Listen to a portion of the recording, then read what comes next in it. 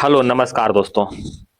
आज बिहार दरोगा एसआई 2025 के लिए सेट नंबर 9 की ओर चल रहे हैं। रुक्मिनी पब्लिकेशन का सेट नंबर 1 से लेकर 8 तक हो चुका है, जिसका लिंक हमारे वीडियो का डिस्क्रिप्शन बॉक्स में दिया हुआ है। आप चाहे तो वहां से देख सकते हैं। अगर इसका फुल सेट का पीडीएफ चाहिए तो हमारे टेलीग्राम चैनल से बस जुड़े। वहां पर आपको बहुत सारे सेट का जो है पीडीएफ मिल जाएगा। एनटीपीसी बिहार दरोगा, बीएसएससी सीजीएल 4 का, बीएसएससी इंटर लेवल का बहुत सारे पीडीएफ मिलेगा। तो आप वहां से जो है पीडीएफ प्राप्त करके सेट भी लगा सकते हैं। तो आइए दोस्तों क्वेश्चन की ओर चलते हैं। तो आइए दोस्तों सेट नंबर 9 की ओर बढ़ रहे हैं क्वेश्चन नंबर 1 से। कहता है अनुप्रस्थ तरंग में माध्यम के कण किस प्रकार गमन करते हैं। अनुप्रस्थ तरंग माध्यम का कण जो है लंबवत दिशा में संचरण की दिशा में कंपन करते हैं। ऑप्शन नंबर 1 हो जाएगा। अनुप्रस्थ तरंग की बात करते हैं दोस्तों तो यह श्रृंग और गर्त के रूप में माध्यम में गमन करते हैं। यह तरंग ठोस और द्रव के ऊपरी सतह पर जो है गमन करता है। ठीक है। अगर अनुदैर्घ्य तरंग की बात करते हैं दोस्तों, अनुदैर्घ्य तरंग का, तो यह तरंग जो है माध्यम के समानांतर गमन करता है। ध्वनि तरंग और एक जो है भूकंप में पी तरंग होते हैं, दोनों के दोनों अनुदैर्घ्य तरंग का उदाहरण है। तो इसका ऑप्शन नंबर 1 हो जाएगा। क्वेश्चन नंबर 2 की ओर आते हैं। निम्नलिखित में कौन सा कथन विस्थापन के परिमाण के बारे में सत्य है, बताइएगा। तो यह तय की गई दूरी से कम या उसके बराबर हो सकता है। ऑप्शन नंबर बी हो जाएगा। ठीक है। विस्थापन जो है धनात्मक, ऋणात्मक और शून्य भी हो सकता है। विस्थापन शून्य का अर्थ क्या है दोस्तों? विस्थापन शून्य का अर्थ है कि प्रारंभिक वस्तु का प्रारंभिक और अंतिम बिंदु समान हो। ठीक है। क्वेश्चन नंबर बढ़ते हैं 3 की ओर। किसी वेग पर चलती हुई एक ट्रेन से एक व्यक्ति प्लेटफॉर्म पर एक गेंद को गिराता है। प्लेटफॉर्म पर खड़ा एक प्रेक्षक द्वारा देखा गया गेंद का मार्ग होगा। तो गेंद का मार्ग कैसा होगा? परवलय होगा। ऑप्शन नंबर सी हो जाएगा। द इनहेरिटेंस ऑफ लॉन्स का लेखक कौन है? Kiran Desai. Option number D हो जाएगा। किरण देसाई को इस पुस्तक के लिए 2006 में मैन बुकर पुरस्कार से सम्मानित किया गया था। कुछ किताब का नाम देख लेते हैं दोस्तों। जैसे झुम्पा लाहिड़ी के कौन सा बुक है? झुम्पा लाहिड़ी के होगा the name sec. The name सेक का लेखक कौन है? झुम्पा लाहिड़ी है। Half girlfriend, half half girlfriend का लेखक कौन है? चेतन भगत है। और उदंती राय कौन सा पुस्तक है दोस्तों? The God of small things. याद रखिएगा। एक है दोस्तों द ग्रेट इंडियन नोवेल का लेखक कौन है? शशि थरूर। सिलेक्शन डे का लेखक अरविंद अडिगा। तो इनहेरिटेंस ऑफ लॉन्स का लेखक किरण देसाई हो गया। क्वेश्चन नंबर 5 की ओर आते हैं। तारीख मुबारक शाही दिल्ली सल्तनत की फारसी भाषा का इतिहास है। इसके लेखक कौन है? इसके लेखक याहिया बिन अहमद सरहिंदी है। ऑप्शन नंबर सी हो जाएगा। कुछ किताब का नाम देखते हैं दोस्तों। अच्छा, तारीख फिरोज शाही का लेखक कौन है? तारीख फिरोज शाही का लेखक जो है जियाउद्दीन बर्नी है। जियाउद्दीन बर्नी है। ठीक है। एक है दोस्तों किताब खजियान उल फुतूह। ठीक है। खजियान उल फुतूह का लेखक कौन है? अमीर खुसरो। अमीर खुसरो। खजियान उल फतू का लेखक अमीर खुसरो। किताब उल रहेला का लेखक इब्न बतूता। और तारीख मसूदी का लेखक अब्दुल फजल हुसैन था। क्वेश्चन नंबर आते हैं 6 की ओर। ऑस्ट्रेलिया और कनाडा जैसे स्वशासित उपनिवेश के मॉडल पर ब्रिटिश साम्राज्य के भीतर स्वराज या स्वशासन के दावे को 1905 में कांग्रेस के मंच से किसने सामने रखा था? तो कांग्रेस के मंच से गोपाल कृष्ण गोखले ने सामने रखा था। ऑप्शन नंबर बी हो जाएगा। गोपाल कृष्ण गोखले की बात करते हैं दोस्तों तो इन्होंने जो है बनारस अधिवेशन 1905 की अध्यक्षता किया था। ठीक है। सर्वेंट ऑफ इंडियन सोसाइटी की स्थापना गोपाल कृष्ण गोखले ने 1905 में ही किया था। याद रखिएगा ये सभी। क्वेश्चन नंबर आते हैं दोस्तों 7 की ओर आते हैं। बच्चों के शिक्षा से संबंधित अंतिम उपधारा के 2002 में मौलिक कर्तव्य के एक भाग के रूप में जोड़ी गई थी। इस संशोधन के संविधान में किसके तहत जो है शामिल किया गया था?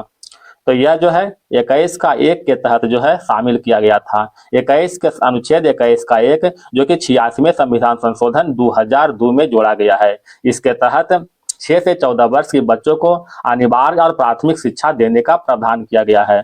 बताइएगा दोस्तों शिक्षा का अधिकार अधिनियम, शिक्षा का अधिकार अधिनियम जो कब पारित हुआ था? तो यह पारित जो है 2009 में हुआ था, लेकिन अपनाया गया था, इसे लागू किया गया था 2010 में। मौलिक अधिकार की बात करते हैं दोस्तों। मौलिक कर्तव्य की बात करते हैं दोस्तों, तो यह संविधान के भाग 4 के क में निहित है, ठीक है, और 51 का 1 में निहित है अनुच्छेद। क्वेश्चन नंबर 8, राष्ट्रपति की परिलब्धियां तथा भत्ते और उसके कार्यालय से संबंधित अन्य व्यय भारत के कौन सा जो है पारित किए जाते हैं, तो किससे किए जाते हैं? भारत के संचित निधि से। भारत के संचित निधि का वर्णन भारत के संविधान के अनुच्छेद 266 का 1 में वर्णित किया गया है, और लोक लेखा कोष का वर्णन जो है संविधान के अनुच्छेद 266 का बी में वर्णित किया गया है। आकस्मिकता निधि का वर्णन अनुच्छेद 267 में है। प्राकलन निधि में टोटल जो है प्राकलन समिति में टोटल 30 सदस्य होते हैं, जिसमें टोटल के टोटल जो है लोकसभा से होते हैं। क्वेश्चन नंबर आते हैं 9 की ओर।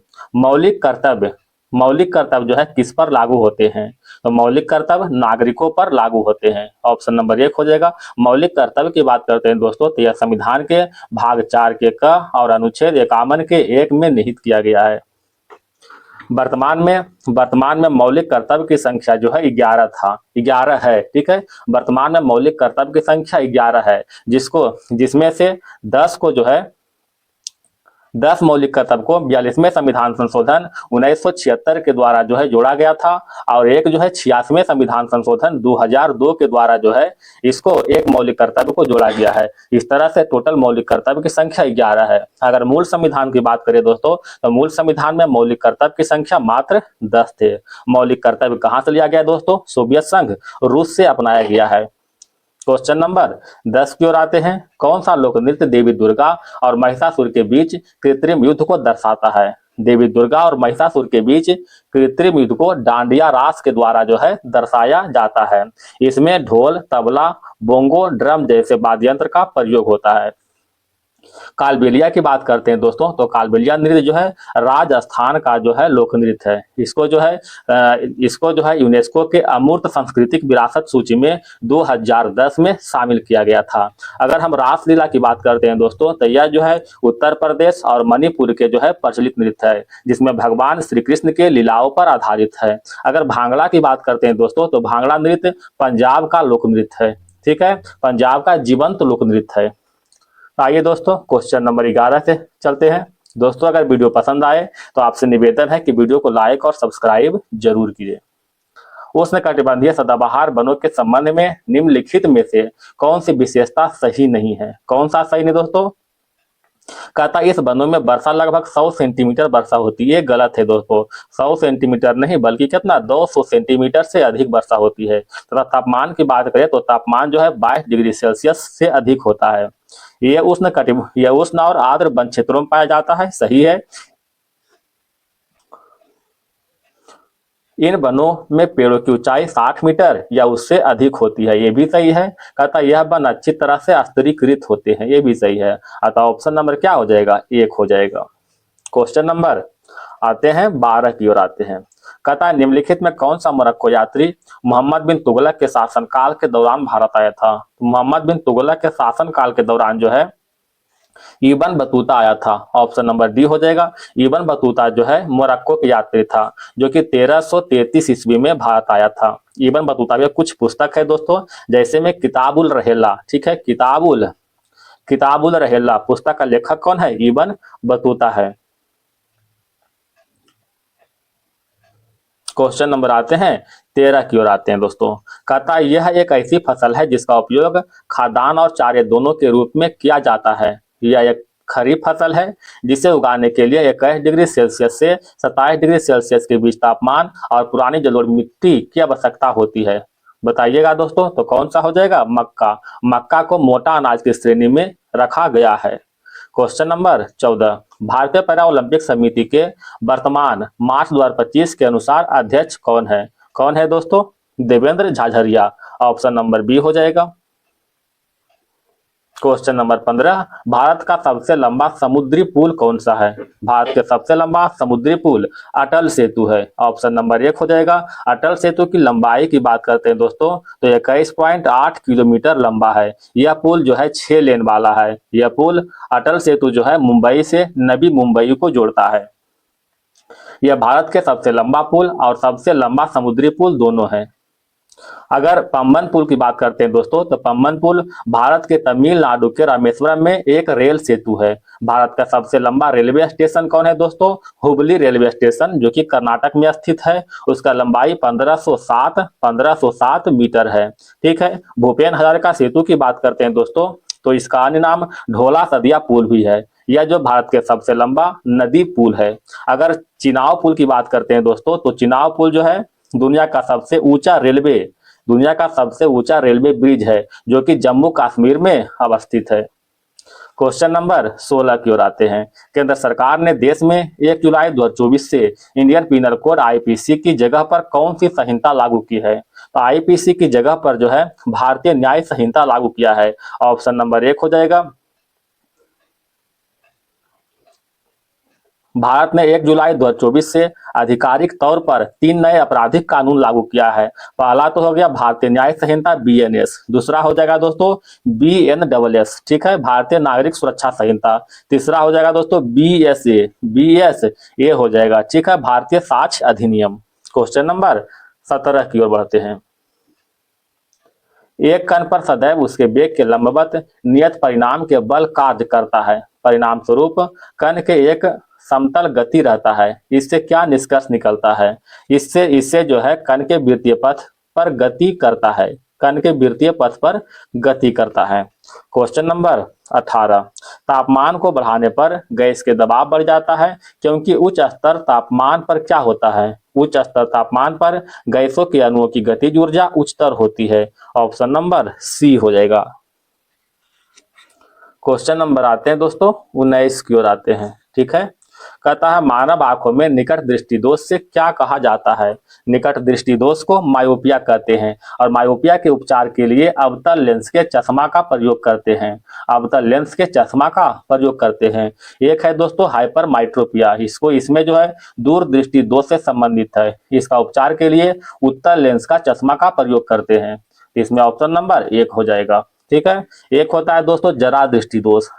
जरा दृष्टि दोष को प्रेस बायोपिया कहते हैं। ठीक है। और दृष्टि वैषम्य को एस्टिमैग्नेटिज्म भी कहते हैं। क्वेश्चन नंबर 20 हो जाएगा। कहता है आर्य समाज की स्थापना स्वामी दयानंद सरस्वती के द्वारा कब की गई थी? तो स्वामी दयानंद सरस्वती के द्वारा जो है 1875 में बंबई में किया था। 1875 में बंबई में किया था। इसका मुख्यालय की बात करते हैं तो पहले इसका मुख्यालय बंबई था, बाद में इसको स्थानांतरण करके लाहौर कर दिया गया था। ठीक है। आर्य समाज ने एक नारा दिया था, उस नारा का नाम बताइए। वो नारा था भारत भारतीयों के लिए है। ठीक है, भारत भारतीय के लिए। दयानंद सरस्वती को भारत के मार्टिन लूथर किंग के नाम से भी जानते हैं। आर्य समाज के सबसे महत्वपूर्ण पुस्तक कौन है दोस्तों? सत्यार्थ प्रकाश। सत्यार्थ प्रकाश ये जो है आर्य समाज के सबसे महत्वपूर्ण पुस्तक है। क्वेश्चन नंबर 21 की ओर आते हैं। क्वेश्चन नंबर 22 की ओर आते हैं दोस्तों। अच्छा, क्वेश्चन नंबर 21 है। क्वेश्चन नंबर 21 का था निम्नलिखित में कौन सा ही व्यक्ति सही है? बताइएगा दोस्तों। तो हो जाएगा सकल प्राथमिक घाटा बराबर सकल राजकोषीय घाटा माइनस शुद्ध ब्याज देनदारी। ऑप्शन नंबर डी हो जाएगा। Question number 22। आवेग को किस प्रकार परिभाषित किया जा सकता है? तो आवेग को किसी पिंड पर थोड़े समय के लिए कार्य करने वाले बल को आवेग कहते हैं। ऑप्शन नंबर डी हो जाएगा। आवेग बराबर क्या होता है दोस्तों? बल गुने समय अवधि, बल गुने टाइम होता है। ठीक है। आवेग जो है एक सदिश राशि है। आवेग एक सदिश राशि है। इसका एसआई मात्रक की बात करें तो न्यूटन सेकेंड होता है। ठीक है। क्वेश्चन नंबर बढ़ते हैं 22 के बाद 23 की ओर। निम्नलिखित में कौन सा युग्म सही सुलेमित नहीं है? ड्यूस शब्द का संबंध टेनिस से है। ब्लू लाइन का संबंध बैडमिंटन से। ये गलत है दोस्तों। ब्लू लाइन का संबंध जो है आइस हॉकी से है। आइस हॉकी से। वॉलीबॉल का संबंध वॉलीबॉल फ्री थ्रो और डक शब्द का संबंध क्रिकेट से है। ऑप्शन नंबर बी हो जाएगा। कुछ खेल और शब्दावली के नाम देख लेते हैं दोस्तों। जैसे बैडमिंटन से संबंधित है स्मैश और डबल फॉल्ट। ठीक है। डबल फॉल्ट और स्मैश का संबंध बैडमिंटन से है। अटैक और सी बाउट। अटैक और सी बाउट। अटैक और सी बाउट का संबंध कुश्ती से है। स्ट्रोक और बंकर का संबंध गोल्फ से है। एक है दोस्तों फुल बैक और थ्रो इन का संबंध जो है फुटबॉल से। और फॉल्ट और सर्विस का संबंध जो है लॉन टेनिस से। कौन सा? फॉल्ट। फॉल्ट एंड सर्विस का संबंध किससे है? लॉन टेनिस से है। क्वेश्चन नंबर 24 की ओर आते हैं। संविधान के 86वें संविधान संशोधन 2002 के द्वारा निम्न में से किसे संविधान में शामिल किया गया था? बताइएगा, किसको शामिल किया गया था? तो मौलिक अधिकार के रूप में प्राथमिक शिक्षा को। ऑप्शन नंबर बी हो जाएगा। संविधान के 86वें संविधान संशोधन 2002 के तहत जो है 6 से 14 वर्ष के बच्चे को मौलिक जो है निःशुल्क और प्रारंभिक शिक्षा का अधिकार दिया गया है। ठीक है, इसी के संदर्भ में एक और अनुच्छेद है दोस्तों, अनुच्छेद 45। अनुच्छेद 45 कहता है कि 0 से 6 वर्ष के बच्चों को पोषण और शिक्षा को प्रबंध करवाना राज्य सरकार का कर्तव्य है। ठीक है दोस्तों। अनुच्छेद 21 में क्या वर्णित है? निजता का अधिकार। ठीक है, क्वेश्चन नंबर आते हैं 25 की ओर। एक है राष्ट्रीय अनुसूचित जाति आयोग। इसका वर्णन जो है लोकसभा में अनुसूचित जाति से संबंधित जो है अनुच्छेद 338 है। और जनजाति अगर बोल दिया यहाँ पर करें, अच्छा जनजाति है दोस्तों, 338 का एक हो जाएगा। ठीक है, जनजाति है तो 338 का एक अनुच्छेद, अगर जाति रहे अनुसूचित जाति तो केवल 338 होगा। इसका प्रावधान 89वें संविधान संशोधन के द्वारा किया गया था। क्वेश्चन नंबर 25 की ओर आते हैं। भारत के स्वतंत्रता संग्राम के दौरान निम्नलिखित घटनाओं पर विचार करें। होम रूल लीग आंदोलन 1916 में हुआ था।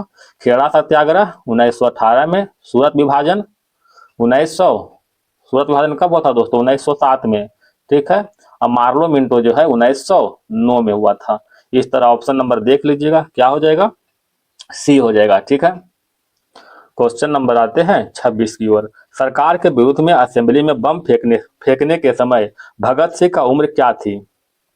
तो उस समय भगत सिंह का उम्र 21 साल से थोड़ा सा ज्यादा था। याद रखिएगा, 21 साल से थोड़ा सा ज्यादा था।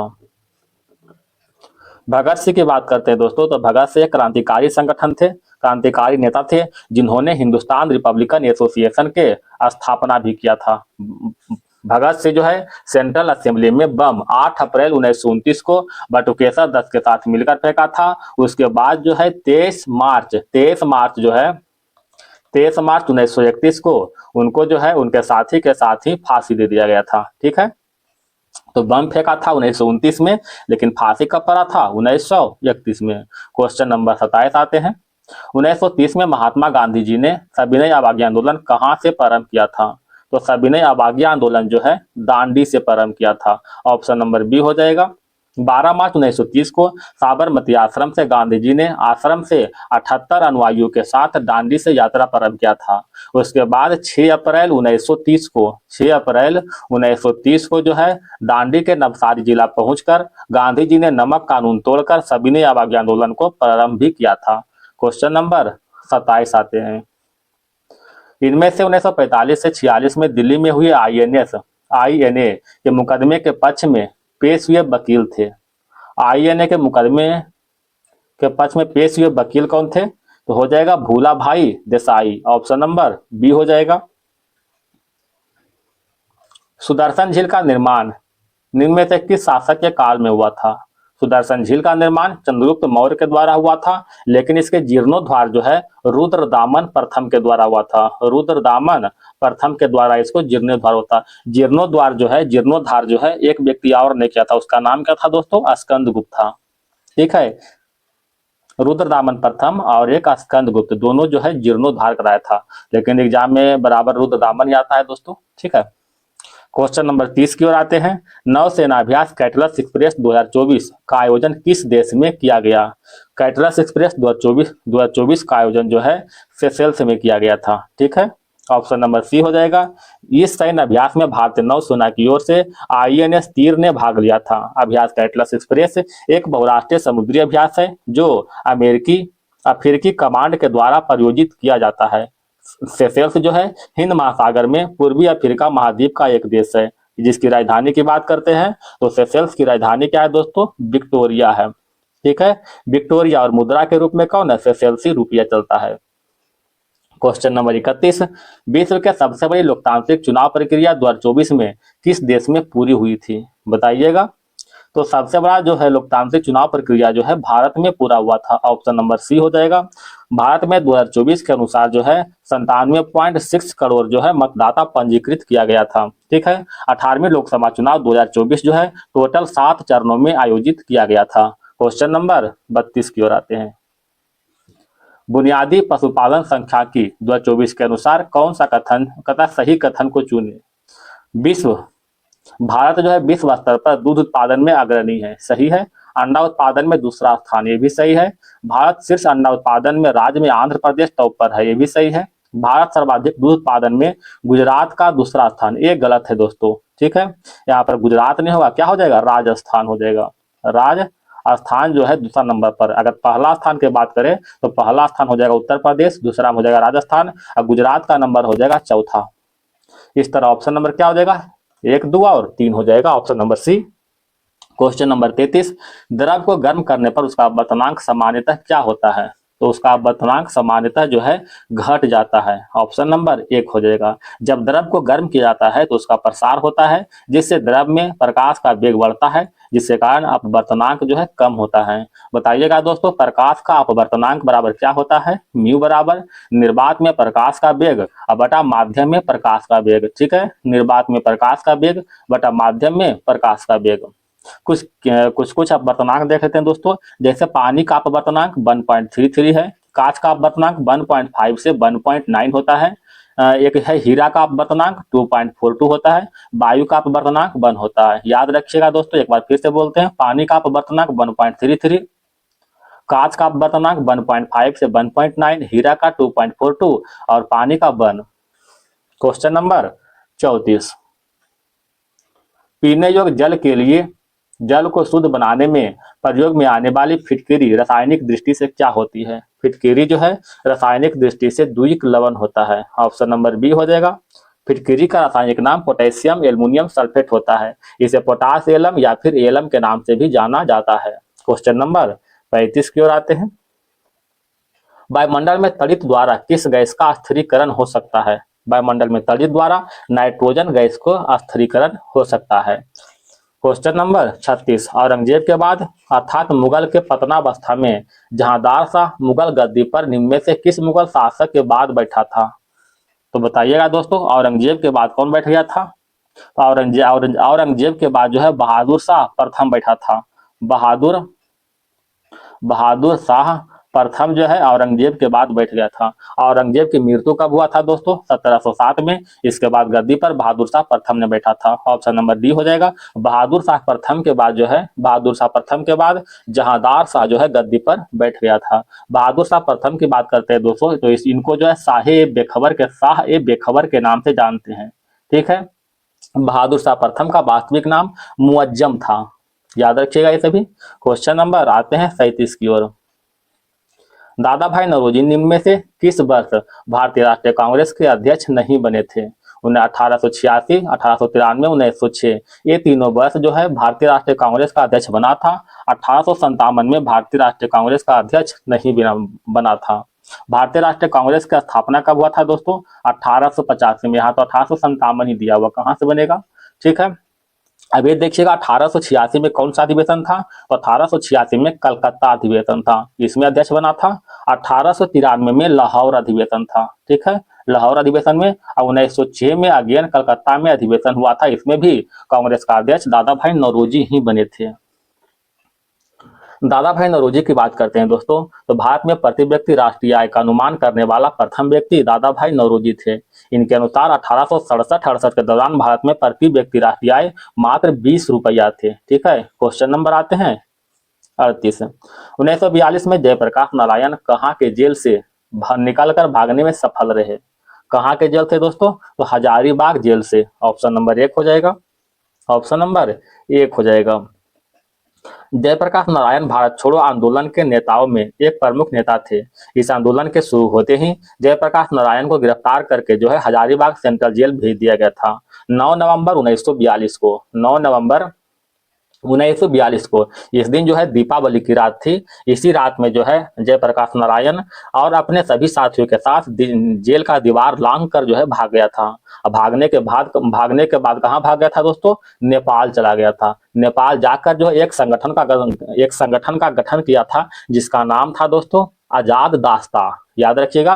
तो आजाद दास्ता का गठन जो है जयप्रकाश नारायण ने किया था, नेपाल में रहकर किया था। क्वेश्चन नंबर 39, प्रसिद्ध साहित्यकार लियो टॉल्स्टॉय किस देश के थे? तो लियो टॉल्स्टॉय रूस के थे। ऑप्शन नंबर सी हो जाएगा। लियो टॉल्स्टॉय की बात करते हैं दोस्तों, तो इनका जन्म 1828 में हुआ था तथा मृत्यु जो है 1910 में हुआ था।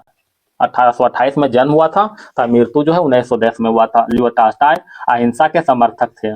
लियो टॉल्स्टॉय को विश्व के महान लेखक की प्रथम पंक्ति में देखा जाता है। इनका कुछ रचना है दोस्तों, जैसे बार एंड पीस और अन्ना कैरेनिना। बार एंड पीस का लेखक लियो टॉल्स्टॉय और अन्ना कैरेनिना का लेखक भी लियो टॉल्स्टॉय है। एक क्वेश्चन बताइएगा दोस्तों, महात्मा गांधी जी ने लियो टॉल्स्टॉय की कौन सा रचना से प्रभावित थे? तो याद रखिएगा, the kingdom of the with in you. The kingdom of the with in you.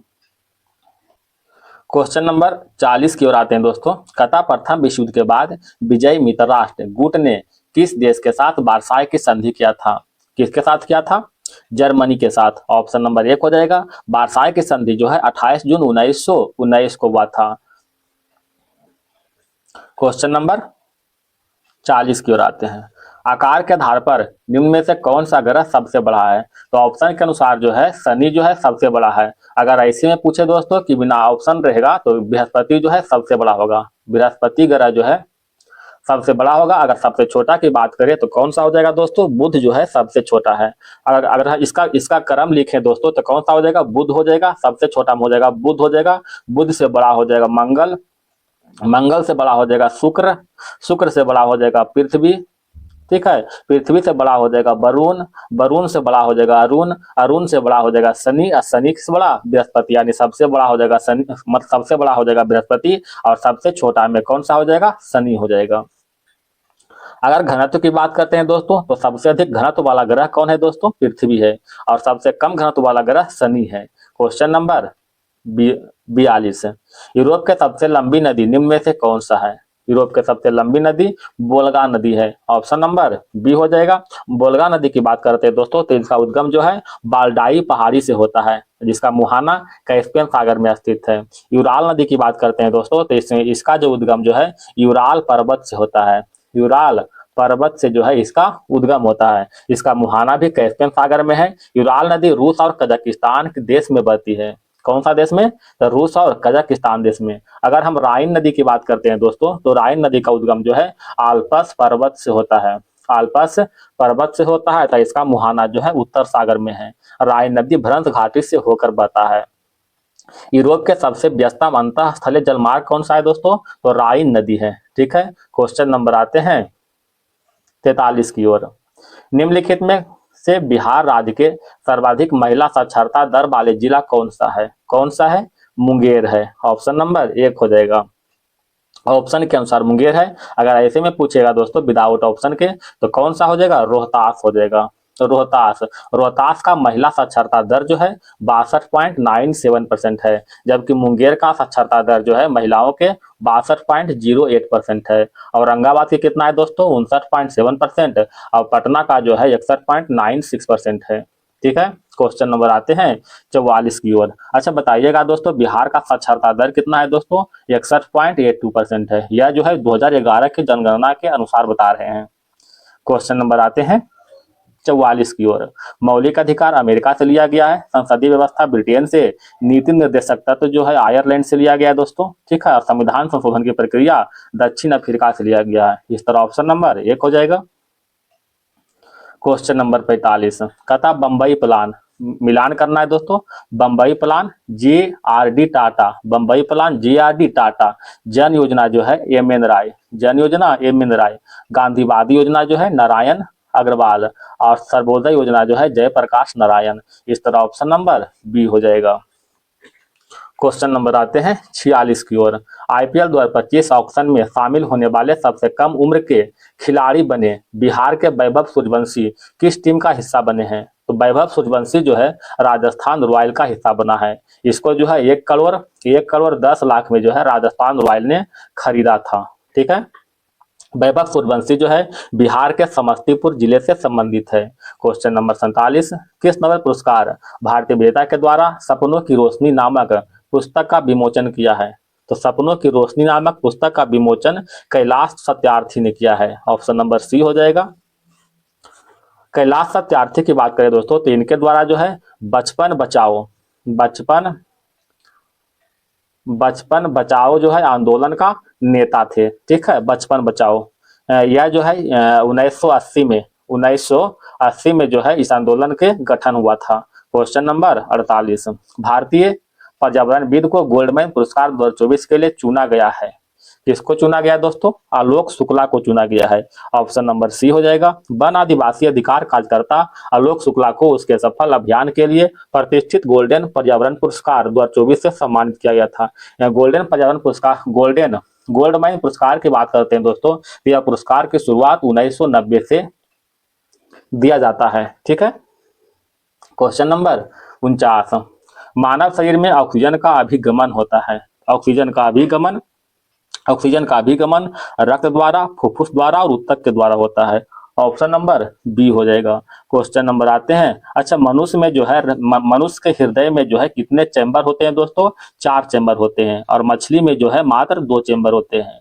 मनुष्य के हृदय में 4 चैम्बर और मछली में मात्र 2 चैम्बर होते हैं। मनुष्य के हृदय 1 मिनट में कितने ml रक्त को पंप करता है? तो 1 मिनट में जो है 70 ml जो है रक्त को पंप करता है। धामनिया के द्वारा जो है अशुद्ध रक्त का प्रवाह होता है, जबकि मिस्टेक कर दोस्तों, धामनिया के द्वारा जो शुद्ध रक्त का प्रवाह होता है, जबकि सिरा के द्वारा जो है अशुद्ध रक्त का प्रवाह होता है। क्वेश्चन नंबर 50, लैक्टोज के जल अपघटन से प्राप्त होता है। लैक्टोज के जल अपघटन से ग्लूकोज और गलैक्टोज प्राप्त होता है। ऑप्शन नंबर 1 हो जाएगा। लैक्टोज एंजाइम जो है लैक्टोज को ग्लूकोज और गलैक्टोज में बदलता है। अगर इरेप्सिन की बात करते हैं दोस्तों, इरेप्सिन एंजाइम जो है सभी प्रोटीन पदार्थ को एमिनो एसिड में बदल देता है। एक होता है दोस्तों पेप्सिन एंजाइम जो है प्रोटीन को पेप्टोन में बदलता है। क्वेश्चन नंबर आते हैं 51 की ओर। चूने को जलाने पर कैल्शियम ऑक्साइड तथा कार्बन डाइऑक्साइड प्राप्त होने की प्रक्रिया क्या कहलाता है? अपघटन प्रक्रिया। ऑप्शन नंबर बी हो जाएगा।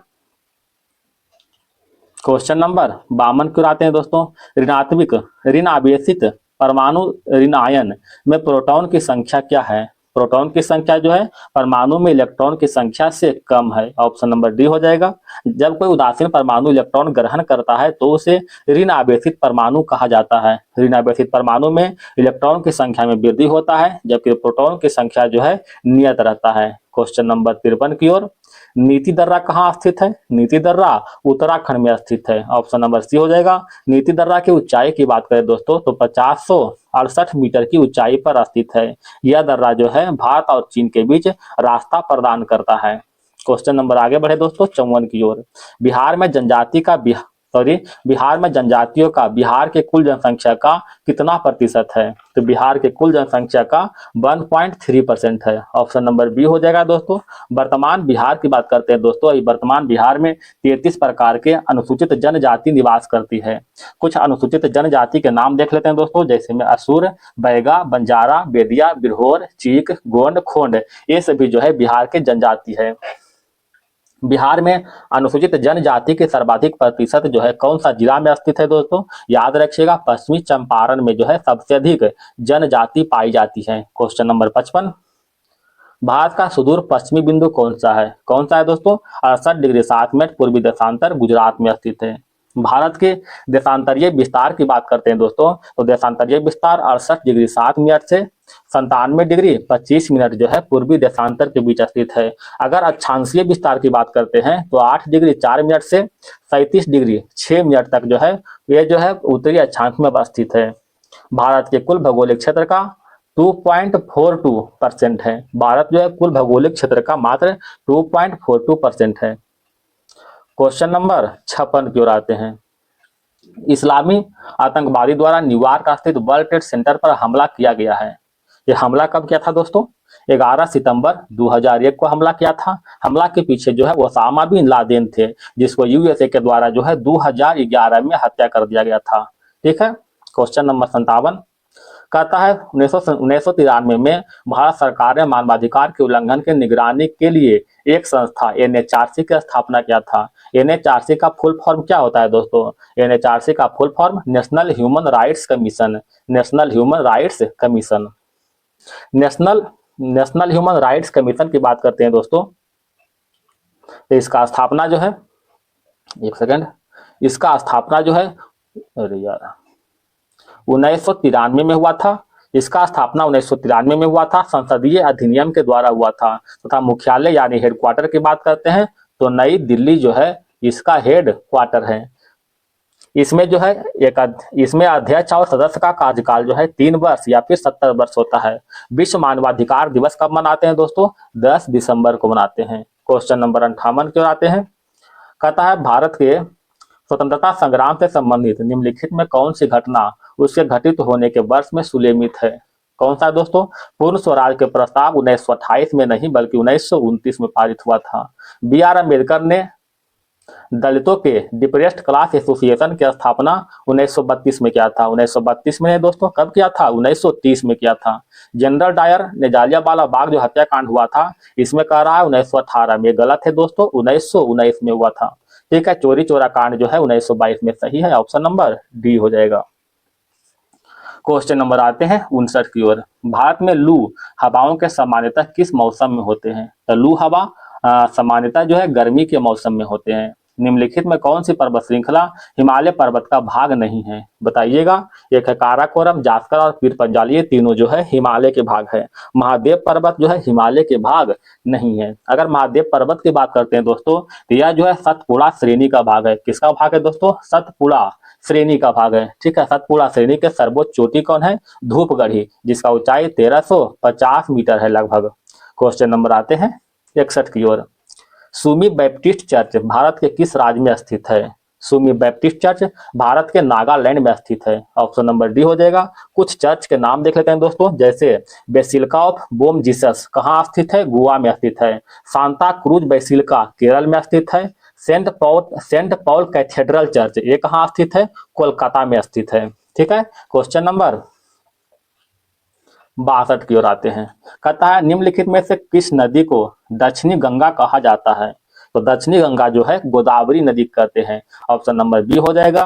गोदावरी नदी की बात करते हैं दोस्तों तो यह दो प्रायद्वीपीय भारत के सबसे लंबी नदी तथा भारत के दूसरी सबसे लंबी नदी है। जिसका लंबाई की बात करते हैं तो 1465 किलोमीटर जो है इसका लंबाई है। इसका सहायक नदी के बारे में देखते हैं दोस्तों तो इसमें कौन कौन है दोस्तों? वर्धा है, वर्धा, पेनगंगा, बेनगंगा, माजिरा और सबरी। एक बार और बोलते हैं, इसका सहायक नदी वर्धा, पेनगंगा, बेनगंगा, माजिरा और सबरी, ये सभी जो है गोदावरी के सहायक नदी है। गोदावरी नदी घाटी में जो है, गोदावरी नदी घाटी कोयला, पेट्रोलियम और प्राकृतिक गैस भंडार हेतु प्रसिद्ध है। गोदावरी नदी पर कुछ परियोजना भी स्थित है दोस्तों, जैसे में पोंचम पाद परियोजना, और एक है दोस्तों जायक बाड़ी परियोजना। ये दोनों के दोनों जो है गोदावरी नदी पर अवस्थित है। पेरियार नदी की बात करते हैं दोस्तों तो पेरियार नदी केरल में स्थित है। इसको जो है केरल के जीवनदायिनी नदी के रूप में भी जानते हैं। इस नदी की लंबाई की बात करते हैं तो 244 किलोमीटर इसका लंबाई है। क्वेश्चन नंबर 63 की ओर आते हैं। निम्नलिखित में किस क्षेत्र के श्रमिक ऐसी वस्तुओं का उत्पादन करते हैं जो तृतीयक क्षेत्र का नहीं है? बताइएगा। कौन सा है दोस्तों? चीनी मिल यानी उद्योग जो है ये द्वितीयक क्षेत्र का उदाहरण है, सेकेंड सेक्टर का। बाकी संचार, परिवहन और बैंकिंग ये सभी जो थर्ड सेक्टर का उदाहरण है। थर्ड सेक्टर को सेवा क्षेत्र के नाम से भी जानते हैं। क्वेश्चन नंबर 64 की ओर आते हैं। भारत ऊर्जा सप्ताह 2025 कब आयोजित किया गया है? तो इसका आयोजन जो है 11 से 14 फरवरी 2025 को किया गया है। किस देश के मैदिन पोया पर्व में भारतीय उच्चायोग द्वारा एक बौद्ध प्रदर्शनी का शुभारंभ किया गया था? किसके द्वारा हुआ था दोस्तों? श्रीलंका के द्वारा। ऑप्शन नंबर 1 हो जाएगा। बिलियर्ड संग्रहालय ने किसे बिलियर्ड्स हॉल ऑफ फेम में शामिल किया है? किसको शामिल किया है? पंकज अडवाणी को। ऑप्शन नंबर 1 हो जाएगा। क्वेश्चन नंबर 67 की ओर आते हैं। निम्नलिखित में कौन सा एक अपचायी अभिक्रिया है? अपचायी अभिक्रिया 2HgO इंटू एस, इसमें ऊष्मा देने पर 2Hg into L plus O2। Option number C हो जाएगा।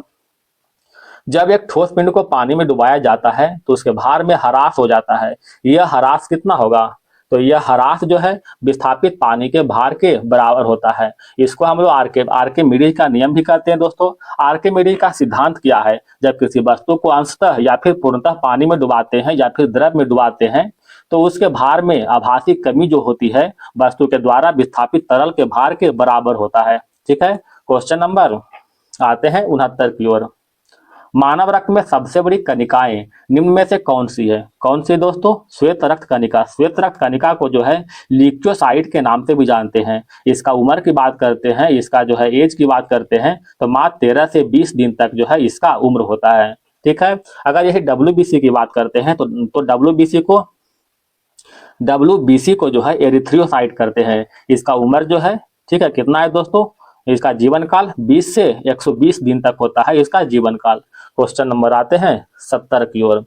निम्न में से कौन सा घेरा गले में मौजूद होता है ताकि यह सुनिश्चित किया जा सके कि वायु मार्ग में नुकसान न पहुंच सके? कौन सा है दोस्तों?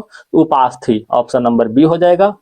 स्नायु क्या है? तो स्नायु जो है मांसपेशी को हड्डी से जोड़, मांसपेशी प्लस हड्डी के जोड़ को ही क्या कहते हैं? स्नायु कहते हैं। एक है अस्थि बंधन, जिसको हड्डी से हड्डी को जोड़ कहते हैं ना, हड्डी से हड्डी जोड़ता है तो उसे अस्थि बंध कहते हैं। उपास्थि जो है, उपास्थि का निर्माण जो है कंकाल संयोजी ऊतक से होता है। क्वेश्चन नंबर 71 आते हैं। 23 जून 1757 को ब्रिटिश इंडिया कंपनी ने इसमें से किस युद्ध में बंगाल के नवाब पर निर्णायक जीत हासिल की है? बताइएगा दोस्तों।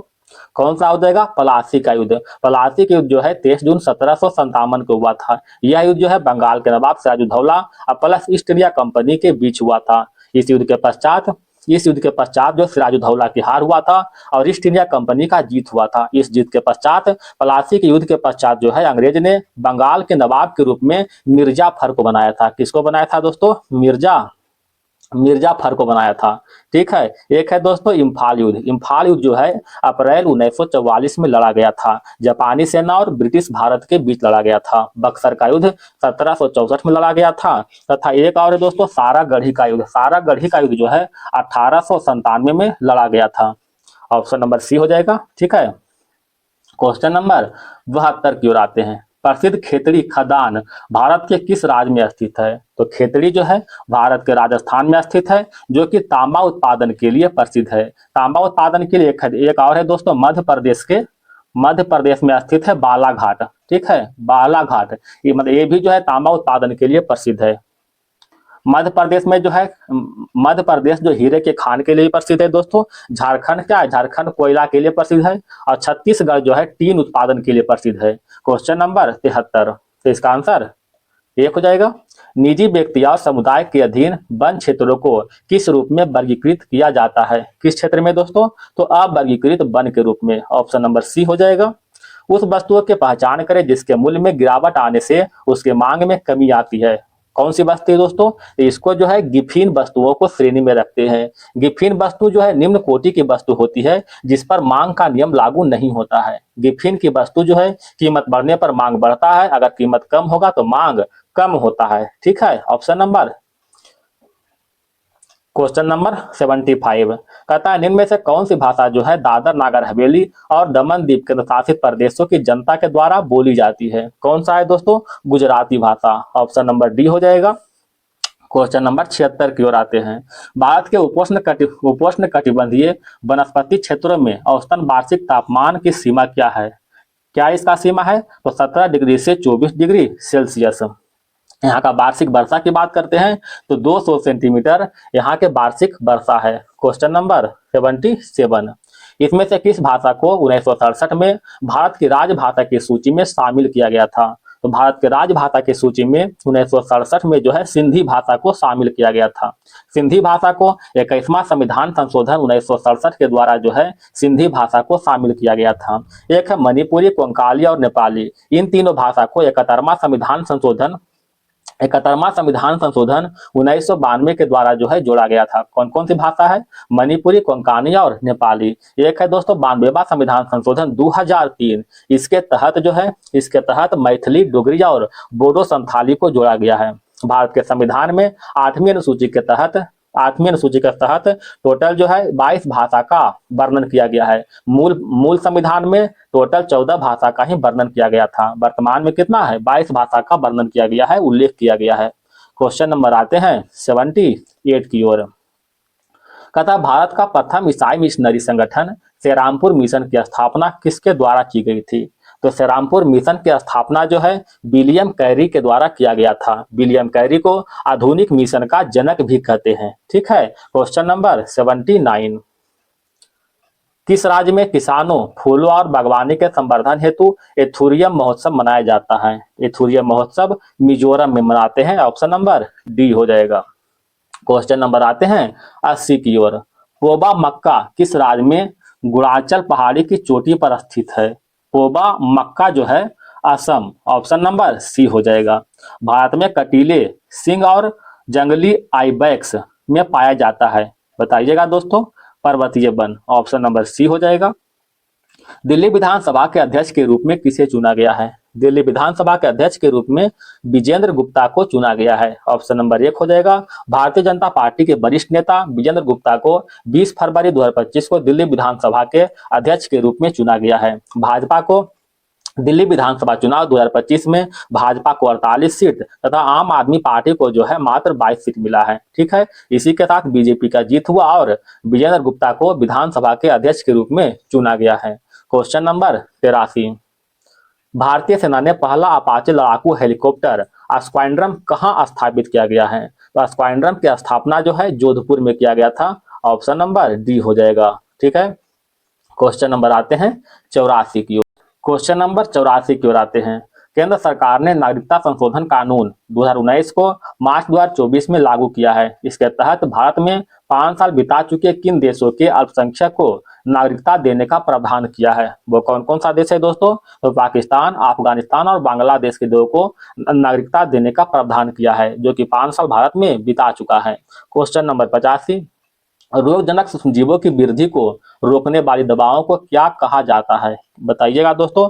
इसे एंटीबायोटिक्स कहते हैं। ऑप्शन नंबर डी हो जाएगा। एक होता है दोस्तों एंटीपायरेटिक, जिसे ज्वार नाशक कहते हैं। इससे जो है शरीर का दर्द और बुखार उतारने में लाभप्रद होता है। ठीक है। एक होता है दोस्तों एनाल्जेसिक, जिसे हम लोग पीड़ाहारी कहते हैं। इसका उपयोग दर्द निवारण के लिए करते हैं। क्वेश्चन नंबर आते हैं 86 की ओर। गले का एक फैला हुआ हिस्सा जो लड़कों की आवाज बॉक्स बढ़ाने के लिए जिम्मेदार होता है, उसे क्या कहते हैं? तो उसे जो है एडम का सेव कहते हैं। ऑप्शन नंबर डी हो जाएगा। क्वेश्चन नंबर 87 आते हैं। अच्छा, टेस्टोस्टेरोन क्या है दोस्तों? तो टेस्टोस्टेरोन एक हार्मोन है जो पुरुष के अंडकोश से स्रावित होता है।